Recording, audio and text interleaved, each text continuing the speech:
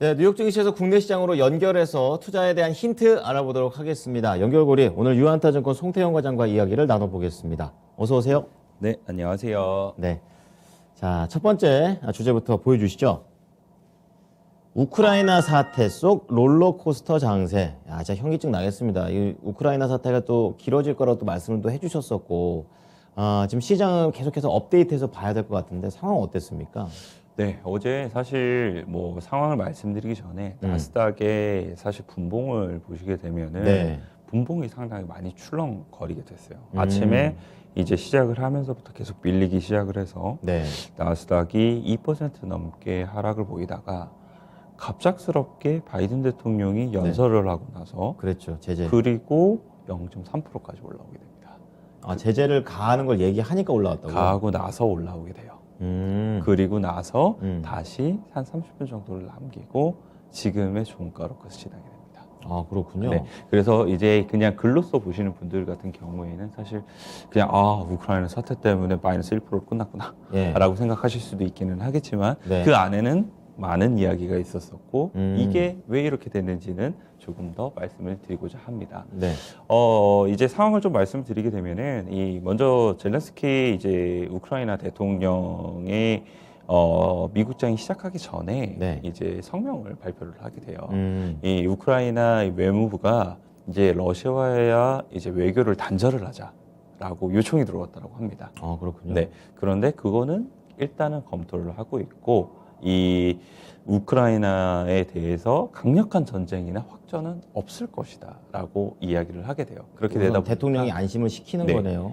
그렇게 이야기를 하게 되고 네. 러시아 외무부에서는 이제 우크라이나와의 외교 단절을 고려하지 않고 있다라고 이야기를 하게 됩니다. 안 싸우겠다는 소리입니까? 뭐 그런 내용인 거죠. 그것까지는 아직은 네. 좀 보기는 어렵기는 하지만 그래도 정말 싸우게 되면 이제 그쵸. 외교를 안 하게 되잖아요. 안 보죠. 일단은 그런 거를 우리는 열어놓고 있다라고 얘기를 하게 되는 그런 거죠. 얘기. 그만큼 거기서 이제 이 유럽에서에 대한 증시가 이제 반등이 나오기 시작을 하게 되는 거고 그리고 이제 미국의 나스닥 선물도 이제 반등폭이 나오기 시작을 했거든요. 거기서부터 시작이 그게 이제 시작이 되었다라고 보시면 될 것 같고요. 네. 그 이후에는 이제 제재가 나오게 됩니다. 제재가 나오게 되면서 사실 다시 한번 더 하락의 일로를 걷게 돼요. 왜냐하면 이 제재의 폭 자체가 강하게 나오게 되면 그만큼의 경제적인 압박이라든지 미치는 파급력이 커지기 때문에 그렇죠. 그런 부분에서 더욱더 안 좋아질 수밖에 없다. 이런 우려감 때문이었겠죠. 네. 그래서 영국에서 먼저 보리스 총리가 이야기를 하게 됩니다.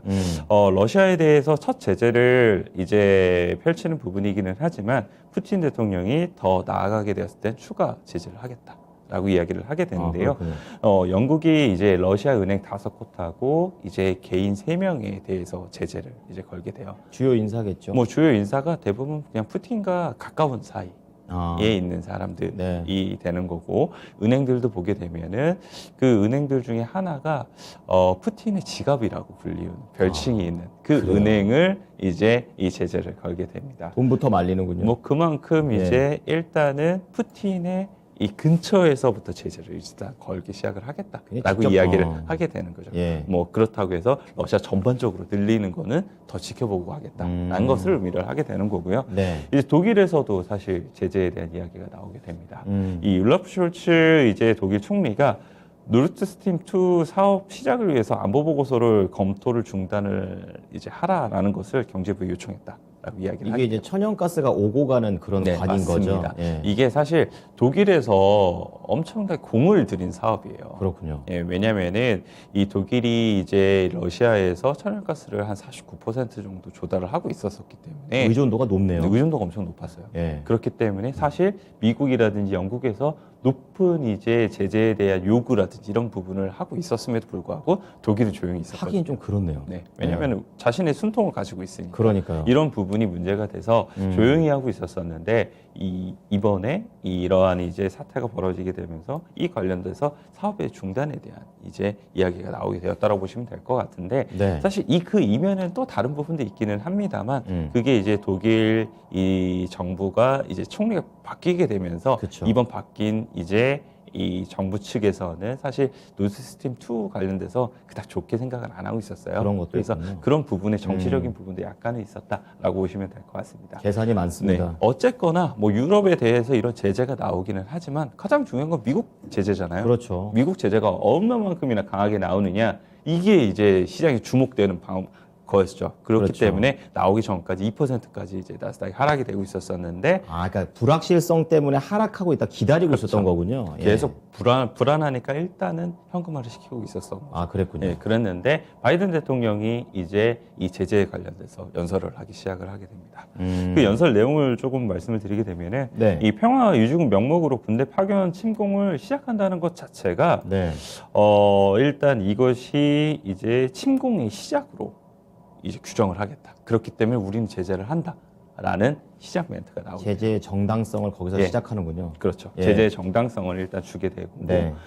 그 이후에 이제 내용을 좀 보게 되면은 러시아 은행 2곳 그리고 러시아 국가 채무 관련돼서 제재를 하겠다라고 얘기를 해요. 네. 뭐 이 국가 채무 제재라는 것은 결국은 이제 서방에서 자금 조달 못하게 하겠다라는 그렇죠. 거를 의미를 하게 되는 거고 그리고 러시아 엘리트하고 그 가족 구성원 제재를 보게 되면 미국의 신규 투자하고 무역, 금융을 금지하겠다라고 얘기를 하게 돼요. 유럽이든 미국이든 다 돈으로 하는 뭐 돈 거군요. 쪽으로 막는 예. 건데 사실 보게 되면 음. 영국하고 그렇게 크게 다를 게 없죠. 비슷하네요. 네, 거의 예. 비슷한 정도의 수준이기 때문에 이런 부분에 있어서 미국에서도 생각보다 제재가 강하지 않았다라는 평가를 받게 되는 거죠. 그렇군요. 그리고 나서 이제 이런 멘트가 마지막에 나오게 됩니다. 러시아가 추가 공격을 계속할 경우에는 제재를 더욱더 확대를 하기는 하겠지만 네. 이것은 완전히 방어적인 움직임이며 예. 그리고 우리는 러시아와 싸울 의사가 없다라고 얘기를 하게 됩니다. 즉 아. 외교적인 채널을 계속 열어두겠다라고 얘기를 하는 거예요. 그렇군요. 뭐 바이든 대통령이 그만큼 외교통이기 때문에 외교적인 성과가 무언가 있게 되면은 내가 이거를 해냈다는 것을 다시 한 번 더 미국의 이런 유권자들한테 이야기를 할 수 있을 테니까 이런 부분에 대해서 다시 한 번 더 언급을 한 것이 아닌가라고 생각을 해볼 수 있는 것 같고 네네. 여기에 따라서 이제 제재가 생각보다 약하다 보니까 바로 반등이 그래서 나오게 올라간 거군요. 반등이 나오게 되다가 예. 막판에 30분에는 그래도 또 밤사이 이상한 내용 나올 수 있잖아요. 그렇죠. 거기서 이제 불확실성으로 이제 제한적으로 올라간 다시 한 번 더 거군요. 하락이 되었다라고 보시면 될 것 같습니다. 네. 자, 이러한 소식들 때문에 막 원유 시장 그리고 원자재 시장 들썩였었습니다. 어땠습니까? 원유 시장 보면 일단은 자극적이에요. 예. 일단 뉴스 보도가 $100 임박. 근데 바로 100달러 안 갔더라고요. 네, 임박하고 브렌트 갔더니. 유가 이제 한 99불까지 갔다가 그렇죠, 이제 빠졌고, 브렌트 기준. 이제 WTI 같은 경우 91불이거든요. 예. 그래서 아직 다시 신고가 갱신을 못 하고 있어요. 그렇죠. 그리고 관련돼서 이제 관련된 기업들도 보게 되면은 다 음봉 기록을 하게 됩니다. 즉 이 우려가 높았을 때 상승이 나왔다가 전반적으로 하락이 되었다는 뭐 이러한 이제 형식이라고 보시면 될 것 같고요. 네. 반대로 이제 이 반등이 나오기 시작을 하다 보니 반등이 나오기 시작했을 때 어떤 종목군들이 올라갔느냐를 보게 되면은 판 관련된 종목들이 일단 먼저 움직이게 되고 그리고 필라델피아 반도체 지수가 플러스까지도 이제 전환이 됐던 모습이 있었거든요. 그렇죠. 지난주에 좀 많이 밀렸었었죠. 네, 그게 이 마이너스 폭이 1.8% 정도가 나왔었다가 마이너스 0.3%까지 나스닥 반등이 나오게 되면서 플러스까지 돌아서게 돼요. 그만큼 그랬군요. 반도체 쪽으로에 대한 저가 매수에 대한 관점은 유효하다는 점을 다시 한 번 더 시장에서 볼 수 있었다라고 보시면 될 것 같고요. 반도체. 국내에 뭐 관련이 많은 마이크론 테크놀로지 같은 경우에는 뭐 흔들림이 있었음에도 불구하고 마이너스 0.25%의 종료가 되었다는 걸 보시면 될 것 같고 네. 엔비디아 같은 경우에도 마이너스 한 1% 그리고 AMD 같은 경우에는 오히려 한 1.6% 정도 올라가게 됩니다. 이 번스타인에서 이제 관련돼서 이제 보고서가 나오게 되는데 워낙 11월 고점 대비 많이 빠졌기 때문에 네. 이런 부분에 있어서 저평가 부분이 충분히 있다라고 이야기를 하게 되고 우리가 10년 만에 이 관점을 상당히 바꾸게 되면서 매수의 관점으로 변경했다라고 그렇군요. 이야기가 나오게 됩니다. 그래서 장중 내내에도 플러스권을 유지를 했었었고요. 뭐 반등이 나올 때는 한 3% 넘게까지 상승이 나왔다는 점, 이 점까지도 한번 보셨으면 좋을 것 같습니다. 자, 그럼 국내 증시도 봐야 될 텐데 우리는 이제 이미 미리 맞았다라고 좀 그런 생각이 듭니다. 종목도 어떤 걸로 연결해 볼까요? 일단 야간 선물 먼저 말씀드리고 싶어요. 네네. 야간 선물 0.3% 정도였었는데 5시 기준에서는 좀 올라왔던 부분이 있었기 때문에 거진 강보합권에서 시작을 할 거라고 보시면 될 것 같아요. 예. 일단 관련 종목으로 전일 GSE라든지 미래생명자원 그리고 에너지죠. 대성에너지 관련된 종목들이 상당히 강했었는데 오늘 만약에 상승이 나온다 하더라도 아침에부터 차익 물량이 나오게 되면서 윗골이 상당히 길어질 가능성이 높다라고 저는 생각을 하고 있고요. 네. 오히려 이 전일 종가보다 낮게 시작할 수도 있다는 점까지도 한번 생각해 보시면 좋을 것 같습니다. 에너지 그 외에 그렇고요. 이제 반도체 관련된 종목 보게 되면은 일단은 반등 나오면 DBI텍 아니면 어제 오사트 관련돼서도 애플카 이슈로 인해서 예. 시그네틱스 한번 보셨으면 좋을 것 같고요. 요즘 실적으로 계속 이야기가 많이 나오고 있는 PSK까지도 한번 보셨으면 좋을 것 같습니다. 네. 자, 두 번째 연결고리 보도록 하겠습니다. 주제 공개해 주시죠. 첫 번째가 워낙에 중요해서 시간 안발 좀 많이 해봤습니다. 자, 두 번째 연결고리 주제는요. 지금 SK 쪽 그리고 포드 쪽입니다. 자동차가 되겠고 미국 배터리 합작사가 조기 가동에 승부수를 걸고 있다. 초반 기싸움이 좀 센 것 같습니다. 어떻습니까? 네, 이 내용은 사실 어제 나온 내용이 아니에요. 이거는 21일 날 나왔던 좀 됐죠. 내용인데, 예, 이틀 전. 예.